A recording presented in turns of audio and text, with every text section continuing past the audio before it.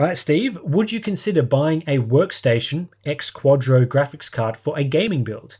Take, for example, the RTX A4000. It's got 16 gigabytes of VRAM, not far from 3070 performance, and only 140 watts. How much extra would you be willing to pay for that over a 3070? Good question. Yeah, honestly, I don't know too much about the Quadro cards. Don't think we've ever covered them or really looked at one on the channel. We focus most on the gaming cards, but I did do a bit of research into this card because I found this question really, really interesting. And the A4000 is an interesting product because, yeah, as you say, it's got the 16 gigabytes of VRAM. It's essentially an RTX 3070 Ti that's slightly slower than a 3070 due to the way it's clocked. I imagine, being that it's a GA104 die, Yep.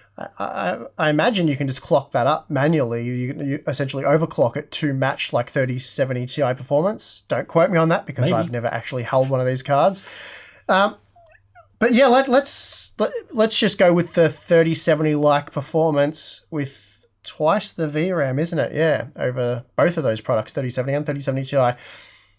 Yeah, look, if it's only, well, I did a quick price check. Let's just deal in facts here. In Australia, an in-stock RTX 3070 is $1,800. That's what you pay, 1,800 Australian dollars for an RTX 3070. The A4000 in stock is $2,000. So $200.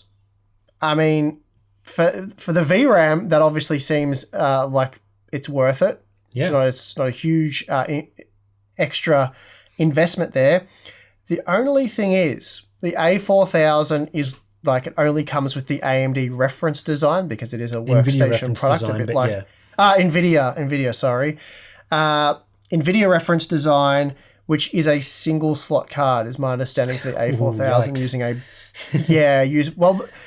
Again, the TDP is lowered because the base clock is like halved, which is how you get the lower TDP. Not sure how that affects gaming performance. We're hearing here that it's 3070 like. I haven't really seen any benchmarks. But yeah, single slot, Nvidia Reference Design. There are no AIB models to my understanding, so it's probably going to suck in terms of thermals, and it's probably going to be pretty loud, especially if you're wanting to overclock it to like the 3070 Ti levels of performance. But maybe you can put a water block on it. Yeah, maybe. So that opens up a whole heap of other possibilities.